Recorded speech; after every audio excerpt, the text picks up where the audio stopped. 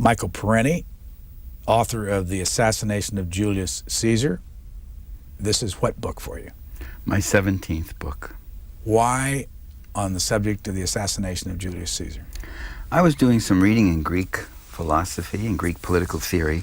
I'm a political scientist by training, and I started getting interested in the Romans, and I thought, well, they could never be as interesting as the Greeks, but politically they certainly are, and the late Republic was an especially interesting time. Lots of intrigues, a lot of struggles going on, interesting personalities emerging, some giant figures like Caesar, Cicero, the Gracchi, and it was a compelling story. And then I also thought the way it was told mostly wasn't the whole story, and I wanted to give a different interpretation because I think the evidence suggested that. I want to go to chapter 9, which is the assassination, and have you just tell that story, then we'll go back and pick up on the whole dates and everything. What were the circumstances in which Julius Caesar was assassinated? He was at the height of his power. He had just won a civil war against Pompey and the aristocratic army.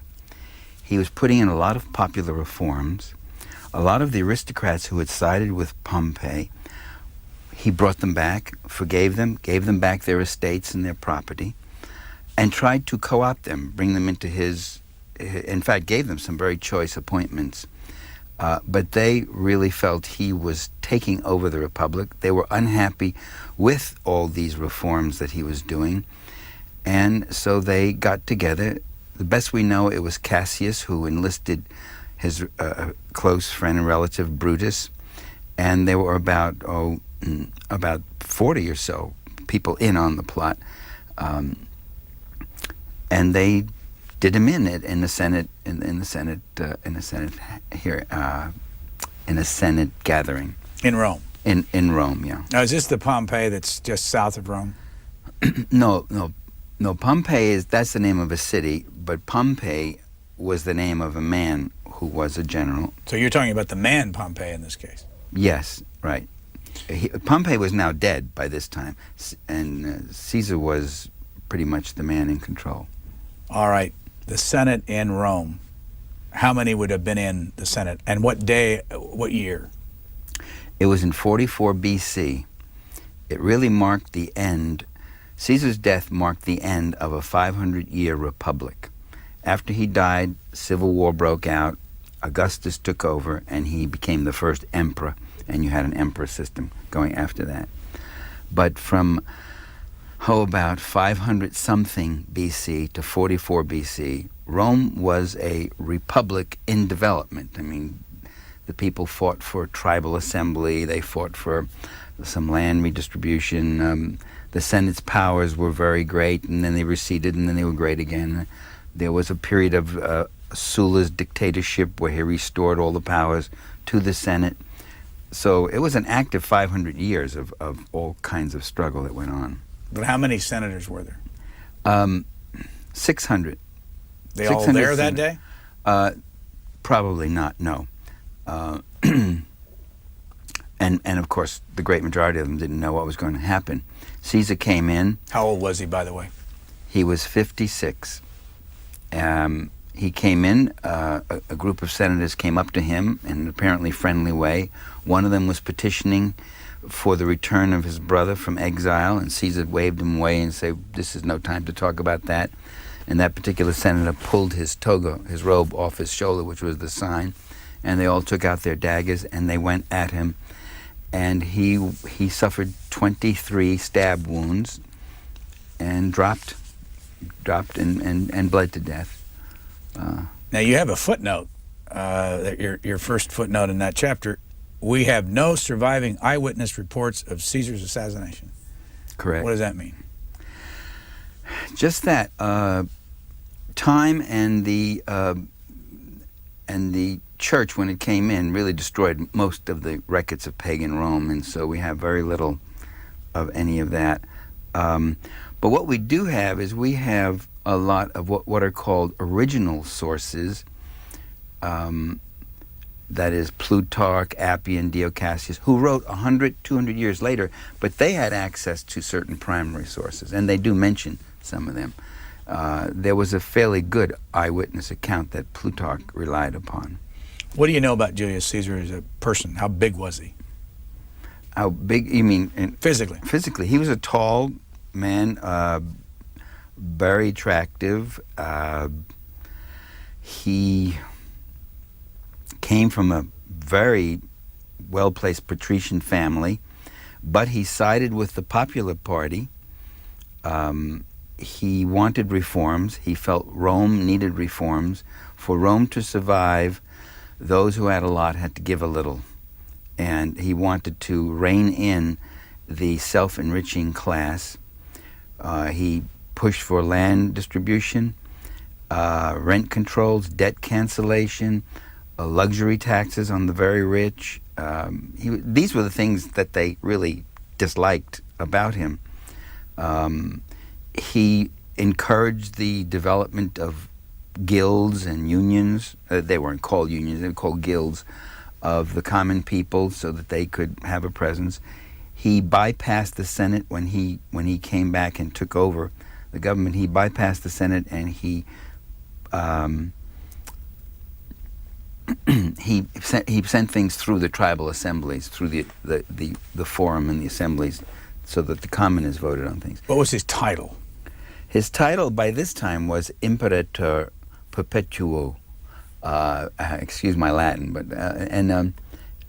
literally emperor for life. How did he get that job? The word emperor hadn't had the same meaning. Commander. It would have meant commander. Well, when he came back from Gaul, the aristocratic party wanted him to surrender his army and to appear and present himself. He knew he would be finished if he did that. He called for an alliance, a mutual disarming of him, of his group, and the aristocrats who now had wooed Pompey with them. And let the people, as he said, let the Senate and the people of Rome through their assemblies rule Rome, and we'll have no armies. They did not. They really pushed for a one-sided. The ultra oligarchic group did. The Senate actually agreed to that plan. That was a perfectly nice plan. We'll disarm Pompey. We'll disarm Caesar. We won't have to worry about either of them, and we will stay in the saddle. The more conservative aristocratic group, conservative might not be the word, reactionary. They really were looking to go back to a pre-constitution that was 200 years before. They didn't want that. They wanted the whole thing, and they would not compromise with Caesar in any way. And they encouraged Pompey to raise an army, and they demanded that Caesar disband his army and come back unarmed. So he did not. Coming back, I should explain, from Gaul. Where is Gaul? Gaul is what is now France. France and parts of Germany he also invaded and took over. He came back, and this is when he made that momentous decision to cross the Rubicon. The Rubicon was a small river in northern Italy.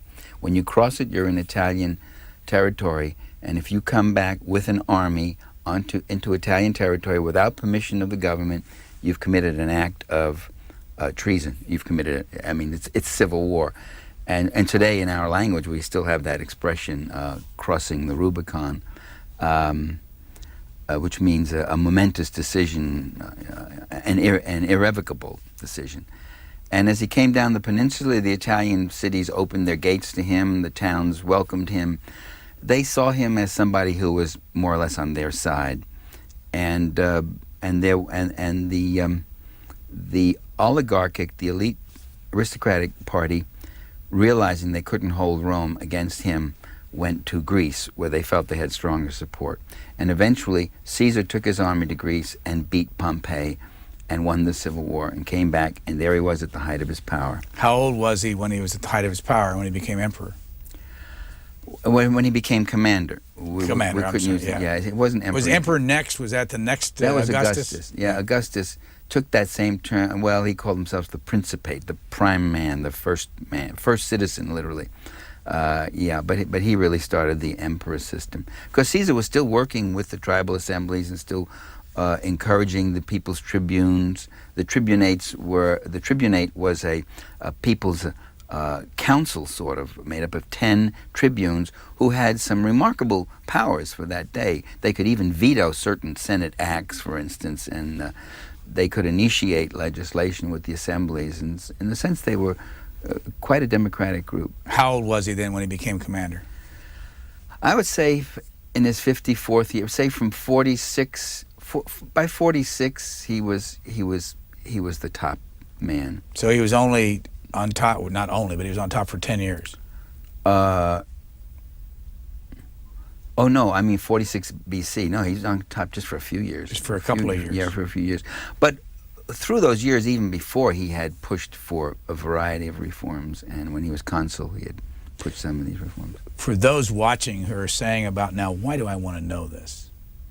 You know, all these names and references to a part of the time that I don't even care about. What would you say as a political scientist?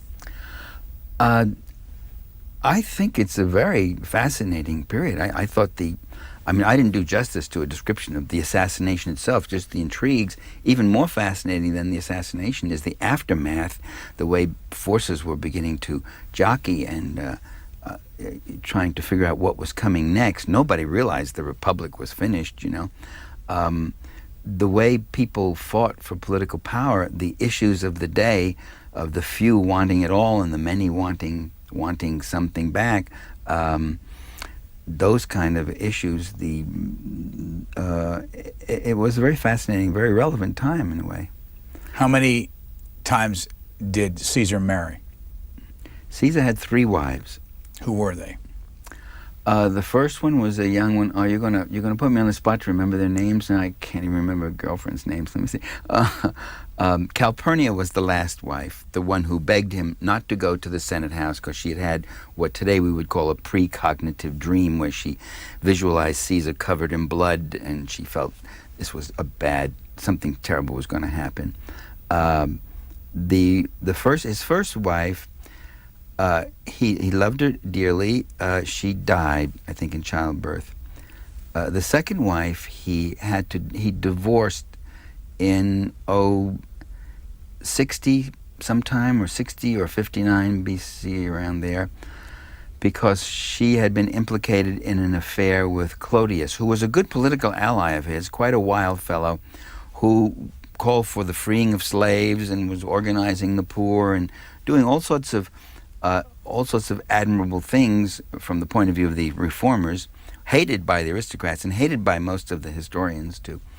And Clodius dressed up as a woman and worked his way into the virgin inner sanctum. There was some kind of a religious place where only the women went, to carry on an affair with Caesar's wife, who herself certainly wasn't a virgin. I don't know quite exactly what she was doing. She wasn't one of the vestal virgins, but she was there. And so where does that phrase, as pure as Caesar's wife, come from? That's true. It's only half the phrase. It really should be, one must be. If you're Caesar's wife, you must be pure. And his statement was, I'm divorcing her. He maintained, no, she had no affair with Clodius, but Caesar's wife must be above suspicion. So Caesar's wife must be pure. Doesn't mean Caesar's wife was pure. Yeah, it's a misphrasing in a way. How many children did they have? You don't want anybody who is as pure as Caesar's wife, I don't think. How many children did they have? I don't think they had any. He had one child with, he never really had an heir. He had one child with Cleopatra, a son, who Augustus made sure to kill. He didn't want any direct heirs of Caesar's around. Okay, who was Augustus? Augustus was Caesar's nephew. And Augustus was a rather remarkable, maybe not that admirable, but quite remarkable individual. After Caesar's death, Augustus came forward, took command of an army at the age of 19, led this army, got into the intrigues, fighting, first sided with the Senate oligarchy, then switched and made an alliance with Mark Antony and Lepidus. Lepidus was Caesar's head of cavalry, and Antony was a longtime associate and ally of Caesar's. The three of them formed a triumvirate and fought back and defeated the Senate oligarchs and took over. And then Lepidus was isolated and kicked out of the triumvirate, and then Antony and Augustus divided up the Roman Empire, with Augustus getting Rome and the western portions, Spain and Gaul and places, and Antony getting Greece and the east and Egypt. And then there was a final battle in which Augustus defeated Antony, the famous Antony and Cleopatra. Antony was living with Cleopatra at the time, and Augustus then became emperor. But you say that he called himself Augustus Caesar, that a lot of emperors after that used the name Caesar? Right. Caesar became a title, almost. In fact, it comes right down to our day. In Latin, his name is Julius Caesar. And Kaiser is a term that was used by the German nobility, too. So they picked up on it.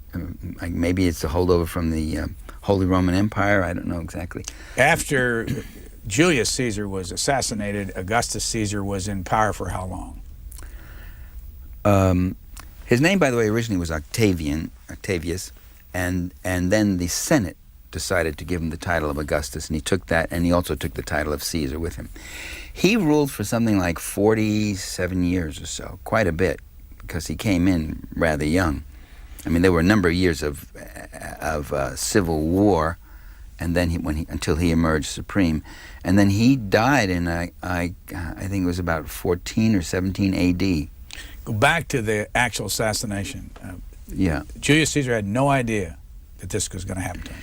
Oh, he had his suspicions. He knew there had been conspirators and conspiracies around. But he said, you cannot live under guard all the time. To live under guard is to live perpetually in fear.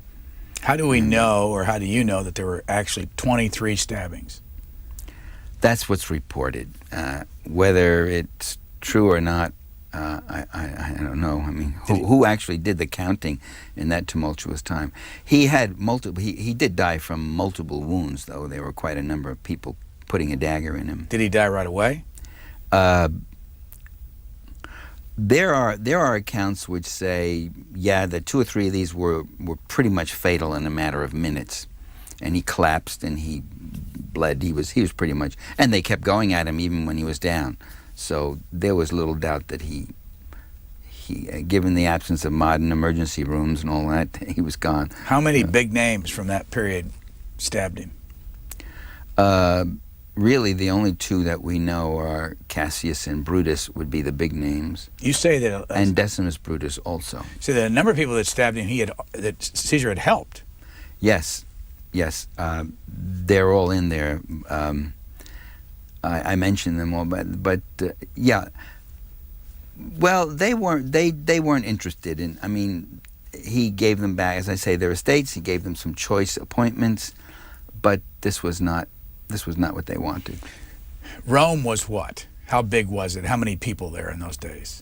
Rome was about 500,000. Was it? You say was it a republic? It was still a republic. Yes, it was a republic. It had these assemblies. That had this people's tribunate. It had the Senate. The Senate was not elected by anybody. Well, actually, that's not true. Anybody. It's a strange aristocracy because it was somewhat hereditary, but it also was electoral. That is, the way your family became an aristocratic family was if you had someone in your lineage who had been elected to the highest office, which was consul. A Roman consul. There were 2 consuls elected every year, and usually they were elected from the families that already were aristocratic families. How did Rome fit into Italy? Rome, by this time, by the late Republic, dominated all of Italy, and there were struggles going on. Caesar was one of them, by people who wanted to extend citizenship beyond Rome to much of Italy, to the other provinces of Italy, so that they would not be subjects, they would be citizens. What was, define a republic in those days? A republic, republica, ruled by the public, which means that there's popular rule, that the people are, to some degree, the rulers of the country. What was the forum? The forum was this open air area where people gathered to debate issues. The actual voting didn't take place there. It was a bit off. Some places where they would pass through and register their votes. But the forum was this great gathering place where debates took place. Consuls came down. Cicero spoke in the forum. Caesar spoke in the forum. It must have been quite a remarkable time. Located where in Rome? Well, I visited it, the Foro Romano. I don't know, rather central. It's rather near the Colosseum. Right near the Colosseum, just down from the Capitoline Hill. You have the Forum here, and you have the Capitoline Hill just 100 meters up there, and up on this hill you have the Senate House. In fact, visiting Rome, I had to rewrite. I was in the middle of writing the book. I had to rewrite or add a little something, because it suddenly occurred to me that when Brutus and Cassius and these people, after they had killed Caesar and they had gathered up on the Capitoline Hill, I thought it was a different part of town from the Forum, a safe distance, but it was only about 100 meters away. They could hear the angry shouts of the crowds and, avenge Caesar, kill the assassins, and that sort of thing. And this was getting them rather nervous. There was quite a few days of struggle that went on. There were a lot of killings on both sides. What was the reaction on the part of the people when Julius Caesar was assassinated? Well, that's what I was just describing. Anger, desire for revenge. No, but what did they do? What I mean by the reaction is, what did they do about it? There were riots. There were killings of people who they suspected, and the. I mean, others were killed. Did they kill people who were actually part of the assassin group? As far as we know, yes. They may have even killed some others by mistake. People who weren't associated with the assassination. They went after very rich-appearing people at times. They themselves were killed in some substantial numbers because the assassins were not idle during this. They mobilized their own death squads and their own gangs and came down. So there were a lot of just pitched battles in the streets going on. But within a few days, Decimus Brutus said, we all better clear out of Italy. This is just too hot. And if it cools down, we can come back. If it doesn't cool down, then we're going to have to raise an army and fight our way back. And that's exactly what happened. How did you get started in this business? Historian, political scientist? I have a PhD from Yale in political science. I'm a recovering academic, I call myself. I've taught at a number of universities, but in the last 15 years or so, well, an occasional guest teaching position, but I've been devoting myself full-time to writing and lecturing. Where did you teach? I've taught at State University of New York, at Sarah Lawrence College, City University of New York, Brooklyn College, a year at Cornell. Where did you get your undergraduate degree? My undergraduate degree was from City College of New York. My MA was from Brown University, and my PhD was from Yale. And what were all those in? Political science. Where's your hometown originally? I'm originally from New York. You probably can hear it in my... From the city? New York City, yeah. Manhattan? At Manhattan, that's right. What was your family like? My family was a blue-collar Italian-American family. My grandparents were immigrants and very hard-working people, and... What did your father and mother do for a living? My mother worked in a dress shop, and my father worked, we had a little Italian bakery which he inherited from his uncle for a while. I've written stories about that. And he also for a while was a taxi driver. You don't know this, but for several years, some of our callers on our call-in shows here have called up and admonished me or us. They want to know who this person is in his background? No, they've said, you never have on this network Howard Zinn, you never have on this network Noam Chomsky, and you never have on this network Michael Parenti. They always put those three names together. Oh, that's nice. The other two have been on. This is your first time that I know of you've been on. Right. Why did they, for years, they have linked the three of you together? Well, we all write a lot of critical things about the powers that be. We have a dissident viewpoint that is not usually heard on the mainstream media. um, and so I guess they feel, and we all have a readership, a fairly substantial readership and such. It seems to be a lot of interest in my work, and certainly Zinn and Chomsky, a great deal of interest. And how has the media treated you over the years? Very sparingly, I would say. I can get a lot of radio appearances with small community stations.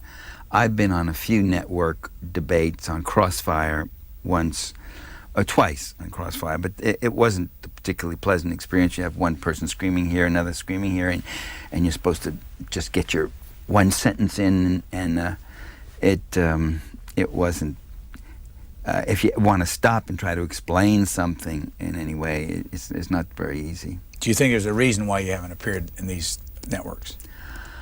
Yeah, I think it's a political thing. I think the big corporations are very right wing. I wouldn't call them conservative. I don't think the present administration is conservative. A conservative is someone who doesn't want to change. He doesn't want to yield any of his privileges. He wants to keep every advantage he has and so forth. But what we're getting is really a rollback of all the gains made from the New Deal on, and the people who dominate the talk shows, the airwaves, are these shock jocks, these right-wing guys who seem to specialize in bruising and declaiming and slinging labels around. So I don't think we get a kind of dialogue that really needs to be. Any reason why this is the case, do you think? It's because who owns the media and who pays for the advertising and the like. Your 17 books. Yes. Give us an idea of what kind of books they've been. Oh, they're great books. It's a variety of books. Perhaps my most successful book is Democracy for the Few, which is in its 7th edition. That's used as a textbook in various schools from time to time, and that's a book that takes a critical perspective of the American political system, and argues for more democracy, more reforms, and that sort of thing. Your first book is listed as The Anti-Communist Impulse, 1969. Right. That was a book that was critical of the idea that anti-communism should be the end-all of our foreign policy, and that our policy should be driven preoccupationally by anti-communism. Power and the Powerless, 78. I'm just jumping around here. Power and the Powerless was a book used by sociologists mostly. That was a structural analysis of the structures of institutions in society and how power tends to gravitate to the top and why, and the like. Inventing Reality, The Politics of News Media, 1986, 1993. Correct. Written 2 years before Chomsky's Manufacturing Consent, I should say. That was a critique of the distortions in the media. And that one got reviewed in the New York Times, Washington Post, and I did get on 1 or 2 shows with that book. Yeah. How do you and Noam Chomsky get along? Are you pals? Not particularly pals. I mean, I know him. I have disagreements. I have a couple of things I disagree with him. Tell us one of the things you disagree with him. Well, I disagree with him on Yugoslavia. I think we should have left Yugoslavia alone, and I think Clinton's policy was wrong, and I disliked the bombing of Yugoslavia and all, and he seemed to have supported all the criticism. That would be particular issues, nothing that vehement. Chomsky, we've corresponded. We're not personal friends because I just don't happen to know him personally. I do know Howard personally. He's a friend. And endorses this book. Yeah. Calls it provocative and eloquent. There you go. Yes. I was on a website, and the website that I was on, I can't remember the name of it, they defined you, they liked you, and they defined you as a Marxist. Is that fair? Well, what I don't like about the term is I write about all sorts of things that Marx You know, that's what somebody said about inventing reality. Is this a Marxist analysis of the media? The eagerness to label something puts a closure on thought. And I said, well, you know, I don't know what Karl Marx had to say about U.S. corporate media in the 20th century. In fact, he didn't have a word to say about it. He's been dead for 100 years. So I came to these things on my own. So I don't use labels of that sort. So it wouldn't make you happy if you read that website when you saw that label? It wouldn't make me unhappy either, because there's a lot in Marxism that makes sense. There are some things that need really redoing in Marxism, very serious redoing. That's another whole show if you want. You talk about in this book on Julius Caesar about historians. Yes. And is it safe to say you don't like a lot of historians? I mean, I don't mean personally, but you don't think their history is very accurate. Yeah, well, my writing of history, I wrote an earlier book too called History as Mystery. It just increased my love and respect for history, but my respect for historians kind of went down a bit. They just repeat each other's facile formula statements. They seem to uncritically share the elitist viewpoint of that day, of the historians of that day, and uncritically share it, you know. And so I do. The book is written at two levels. One is the events themselves and all that, and then how those events have been portrayed and how you might question that. Julius Caesar, a great man in your opinion? He's not my hero. My hero is the people of Rome, because I thought he was a pretty good. I thought he was very good as a reformer in Rome. Not at all. I did not at all like him for what he did in Gaul, conquering Gaul and subjecting these people. What did most historians today say about Caesar? Most of them, I think, share Cicero's view, which is that Caesar was a usurper, a power grabber.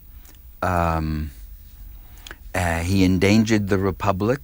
He violated the Constitution, and that's why they killed him. And I'm arguing, no, they killed him. They killed him because he was a reformer. When Sulla came in 82 to 80 BC, he killed people. He murdered 50 senators because they weren't conservative enough. He murdered about 1,000 equestrians, including many from very well-to-do families. Because one nice thing about killing well-to-do people is you take over their estates, and that becomes your, part of your own fortune. He did all these things, and what does Cicero say about Sulla? He says, on the whole, an admirable accomplishment, although there was a lack of moderation in certain instances. So, who's Cicero? Cicero is the hero of most historians. He's the guy who's written any number of books about Rome, Roman theory. He's written a book called De Republica. Lived when? At the same time as Caesar. He was a contemporary of Caesar's. And what do you think of Cicero? Cicero was a two-face. He would fawn up to Caesar and say, "We adore you, Caesar. We will defend you with our lives," and all that. Meanwhile, he was delighted with the assassination when it took place. He was an arrivist in a way. He didn't come from humble origins. He came from a very wealthy family, an equestrian family, but he had no other member of his family had ever been elected to the Senate. So he was a new man, as it was called, and he was a real go-getter. And his goal was to be able to serve the oligarchic faction, the elite oligarchs, and that's what he did. An oligarch, again, is what? The aristocratic group, the group that really did not want to share power, the group that really opposed land reform and opposed all the reforms, and really perpetrated a string of assassinations. The point we haven't made is, all these reformers, beginning in 133 BC with Tiberius Gracchus, the Gracchi brothers, who probably the most famous other than Caesar.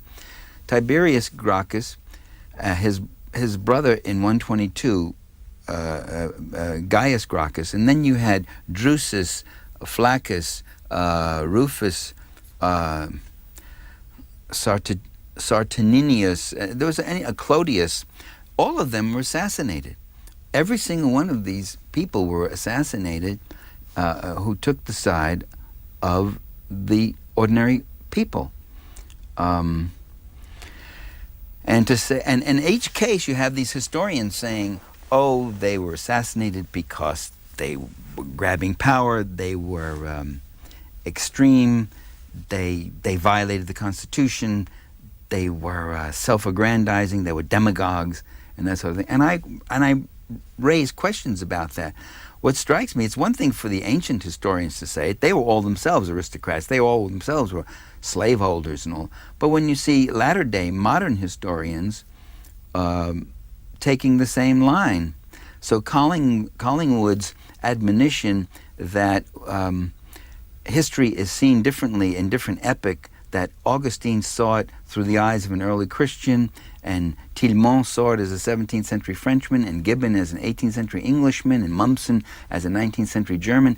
Well, it's really not true. They all, when I looked at it, well, that sounds very nice, but as an insight into historiography, but in fact, they all mouth and repeat Cicero's line.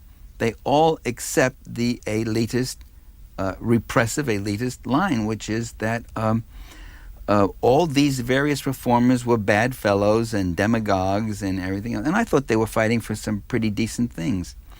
Even the grain dole, which went to the poor. Let me say that these ad hominem statements that these people make about the reform leaders through this age also are made about the people themselves. The people are portrayed. If you read Cicero, the people are scum. These are the terms he uses, a starving rabble. I mean, he admits they're starving, but he sees this not as symptomatic of their victimization. He sees this as a deficiency that's personal to them, you know, the unwashed. Well, when you call people unwashed, why are they unwashed? They're unwashed because they don't have any water. They don't have any cleansers. They don't have access to the bathhouses. And so he all these pejorative terms about the people of Rome. So there's an ad hominem attack both on the leaders, the reform leaders, and on the people themselves. And I saw the people, I said, well, who is this rabble? I even have a quote in there by Marx calling them a rabble and a bunch of parasites and layabouts, a lumpen proletariat, you know. Well, who are these people? They were, when I looked at them, they were shopkeepers, they were carpenters, they were smiths, they were dockers, teamsters, day jobbers, weavers. They were the working proletariat of Rome, construction workers. They were people, and what did they do? The image you get of the people of Rome is they spent all their time waiting for their free bread, their grain dole. Well, that grain dole, that dole of bread, that ration of bread they got did make a difference between survival and not survival, but you don't live a life of leisure on a little ration of bread. You still need money for fuel, you need money for clothing, for rents. The rents were exorbitant. These people worked, and what they did with their lives besides that, they didn't spend it at the circuses and in the arena all the time. I'm sure they went. It was free. It's the only diversion they had. But they also did things like fight for representative assemblies for 200 years. They fought for a secret ballot and got it. They fought for land redistribution. They fought for protections on Italian industry to develop domestic industry. They fought for work projects so they could have jobs. They did some pretty good things, and the people of history should be looked at with a little less of an elitist viewpoint. How does that relate to the United States of America 2003? Are there oligarchs in this country, in your opinion? Yes, I think money, big money. I don't mean when they say the top fifth of America, the rich. What are you talking about? The top fifth of America. If you make $100,000, you're in the top 4%. You make $70,000, you're in the top fifth. That's not the very rich. The very rich are a fraction of 1%, and they have enormous. I mean, they're off the charts. They really go up. I do believe that immense concentration of money does exercise a disproportionate influence in America in control of the media, the universe of discourse, who gets to run for public office, who mobilizes the high-powered lobbyists. This is not to say that we live in a pure oligarchy. There are also democratic elements. The people do mobilize. Victories can be won, and they are won at times. So the struggle continues. Do you vote? Yes, I do. When I can find somebody to vote for, I vote.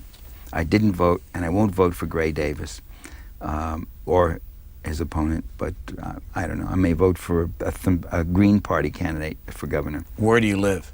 I live in California. And when you look at the structure of America's democracy right now, what do you think of it? The House, the Senate, the courts? Well, I think there have to be a lot of changes. I think voting has to be better secured. I think people's registration, people should not be disfranchised by being kept from the polls, intimidated, asked for 2 picture IDs, as happened in Florida. I think there has to be campaign finance limitations so that people without large sums of money can get their issues heard. There has to be greater diversity. I think we should get rid of term limits. In California, it's been a disaster, term limits in the assembly. You have people running the assembly totally inexperienced, have no institutional memory. And when they keep goofing up like this, then who takes over? The staff and the lobbyists. Nobody elected those people. I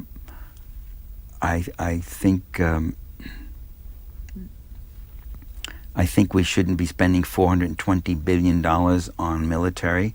I don't believe we should have 300 military bases all over the world. I don't believe we should be having troops in Afghanistan and Iraq and killing people in these various places to make the world safe for the oil cartels. If the public wanted what you want, why haven't they spoken out? Why haven't they voted these folks in office out?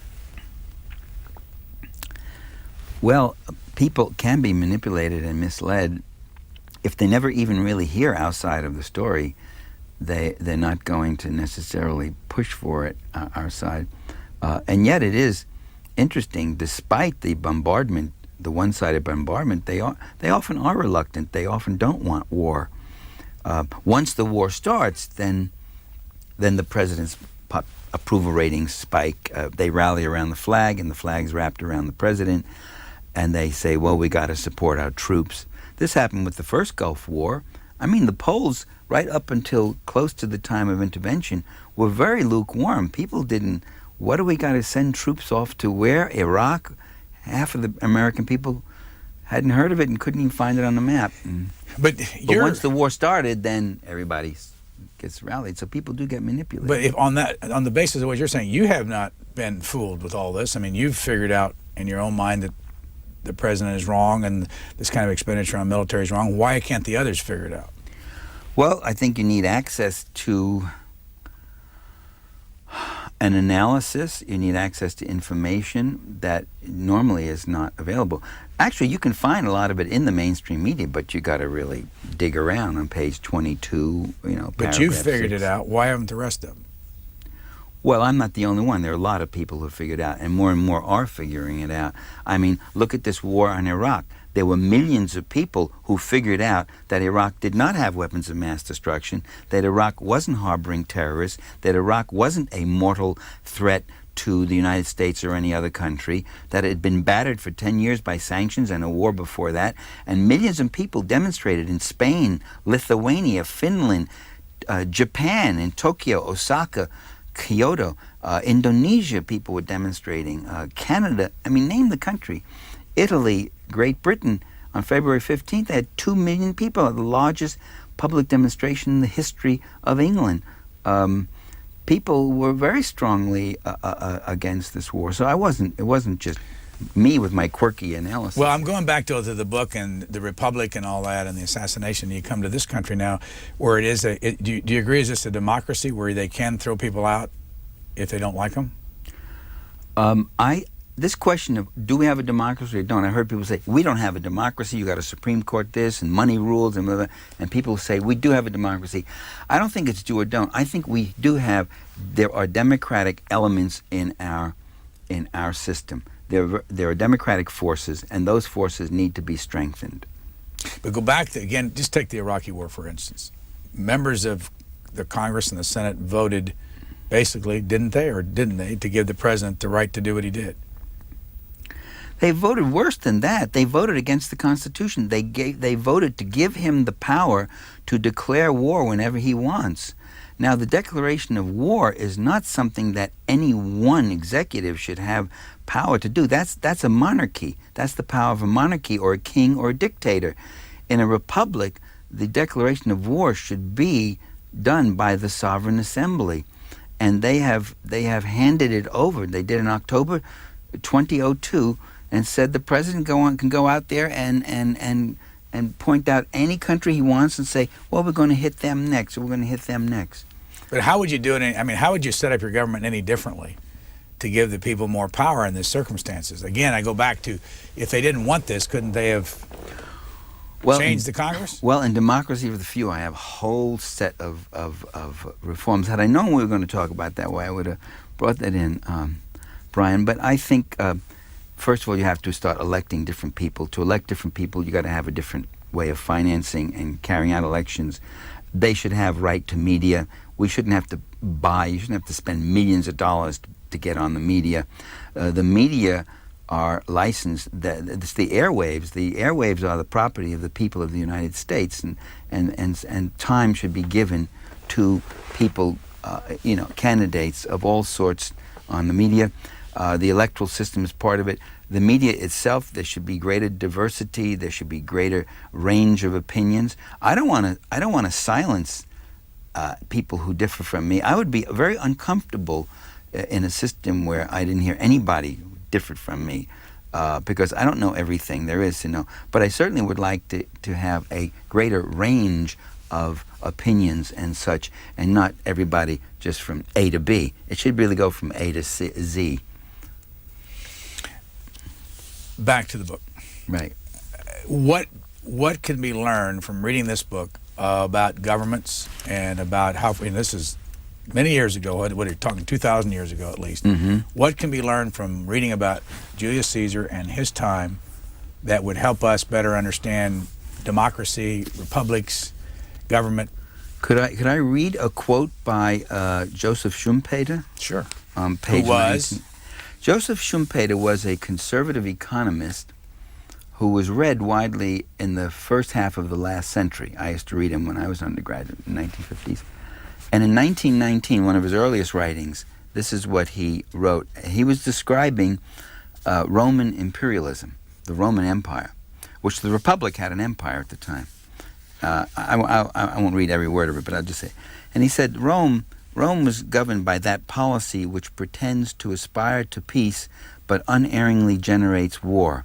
The policy of continual preparation for war, the policy of meddlesome interventionism. There was no corner of the known world where some interest was not alleged to be in danger or under actual attack. If the interests were not Roman, they were those of Rome's allies. And if Rome had no allies, then allies would be invented. The fight was always invested with an aura of legality. Rome was always being attacked by evil-minded neighbors, always fighting for breathing space. The whole world was pervaded by a host of enemies, and it was manifestly Rome's duty to guard against their indubitably aggressive designs. Now, does any of that sound familiar to you at all?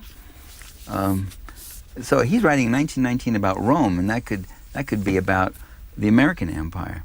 We are constantly, and I think that's one of the tricks of ruling groups, which is to distract the people from their immediate problems and interests by, Alexander Hamilton made this point in Federalist Paper number 6. He said, many a sovereign has how did he phrase it? has conjured up a crisis abroad to distract the people from their domestic grievances. And I think that's what we have going today. This idea On purpose? Of perpetual war. Yeah, I think war has been very good for George Bush. It's been really good for him. What was it for Bill Clinton? I mean, the intervention that when he sent missiles over there to Sudan and other things like that. Yeah, he too had to do his blooding and show he was a tough president, and somehow that shows you're really a strong president. I don't know how it helped him. His bombing of Yugoslavia. I was in Yugoslavia a few weeks after the bombing, and I saw the damage that had been done, and schools that had been hit, and apartment houses. I don't really. That doesn't make me feel proud to be an American when I see what's done in the name of my country. I was not terribly impressed by Bill Clinton. And what do you think of this country? I mean, this is my country. I think it's a great country. It deserves better leaders, and it deserves better kind of policy. We are, the Council on Foreign Relations did a national poll, or maybe it was the Pew Institute, but with the Council, about how do people around the world perceive Americans, and the viewpoint was they see them as arrogant, overweening, self-absorbed, wanting everything their way, and the Council concluded, instead of saying, well, maybe there's something about our policy we might want to re-examine, they said, well, we're not projecting our image successfully enough. I think Americans are, I don't think we are God's gift to humanity. I don't think every nation has had its nationalists who think that their country is unique in its history, and every country does have a unique and fascinating history. America does have, when you think, what a remarkable history. I mean, what a remarkable blend of people. It is unique. There's no other place in the world where you got, 300 nationalities melting in whatever. But every country has a unique. Ireland does, Italy does, Spain does, Greece does, China does, Japan, you can name it. They all have unique histories. But so many countries, 19th century German nationalists like Fichte and Treitschke, they talked about a Germany that would emerge, it would revive, it would lead all of humanity to a new epoch. It would, there's always this dream that your country is not only unique, but it will uplift and lead humanity to a better life. It's a nice sentiment. Dostoevsky had it about Holy Mother Russia. Mazzini had it about Italy. Jefferson had it about America. I think we should be more modest in our agendas, and we should really respect other countries and be not so quick to use force and violence to solve things. I think that force and violence is not a mistaken policy. I think it's a correct policy given the interest that George Bush represents. He now has control of the second largest oil reserve in the world, 113 billion gallons of very good quality crude, and Halliburton is taking it over and fixing up the oil wells and all that. And the Iraqis are very irritated and saying, you're supposed to be helping us and this and that. They're not. Bush isn't there to help the Iraqis. He's there to help his own cartels and to make sure that Iraq does not take a self-defining independent path. Who in American history, either the founding fathers or somebody, do you respect the most in their thinking, the way they think about how this country ought to be managed? I thought Lincoln said many interesting things that have been neglected. He was an interesting Republican president. Franklin. My heroes in American history are the people who organized the fights for universal ballot and suffrage for white males to abolish property rights, the people who the abolitionists who fought against slavery, the people who fought for the right for women to have an education and own property and vote. So my heroes are the ordinary people who have fought throughout history, whose names I don't even know, for the most part, who fought for the principle of public education. If they hadn't won that And all those things were not given to us. We had to fight against the plutocracy, fight tooth and nail every single one of those things, and we're losing a lot of them. They're fighting to get them back and get us back to 1900. But if it wasn't for that, I wouldn't have been able to go to a public school. I came from a poor family, and so those are my heroes. It's not really the big names. Is your point of view gaining any credence in the country? Or are you losing? Well, people I know who are progressives or even just liberals or even just centrists are many of them are very depressed. They're very unhappy with the way things have been going in the country. There are some hopeful things. I mean, look at the big public outcry against the FCC, where Michael Powell takes it upon himself to legislate a change of momentous scope in ownership of the media. Can a regulatory agency just set up a new set of rules? That to me is not by a 3-2 vote to change the whole structure of mass media in the country. And look at the immense outcry, and woke up Congress on that issue. So you do have things happen at times. It's not like the people have given up. I think we should, as Antonio Gramsci said, we have to have a pessimism of the mind. You see how difficult things are, but an optimism of the will. You keep struggling and think you can win some victories, and sometimes we do. Here's the cover of the book, The Assassination of Julius Caesar, A People's History of Ancient Rome. Our guest, Michael Parenti, and we thank you very much. Thank you.